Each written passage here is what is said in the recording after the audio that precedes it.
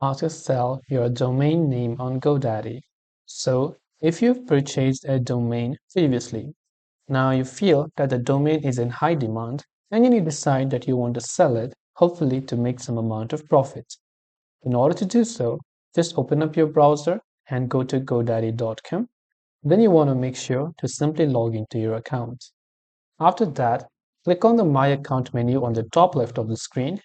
There under Quick Links, you'll find the option that says Domains. So once you go to Domains, you will land under the page that says Domain Portfolio. So if you're not already on Portfolio, on the left-hand side, you can come to the Portfolio tab manually. Here, you'll be able to see a list of your registered domains. Simply select the domain name that you would like to sell. After you select that, you'll find the option called List Domain for Sale option.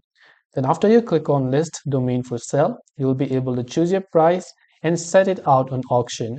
Once someone likes the offer, they will be able to purchase the domain from you. It's all it takes for us to sell our domain name on GoDaddy. I hope the video helped you. If you have any questions, feel free to leave them down. Thanks for watching and see you soon in the next video.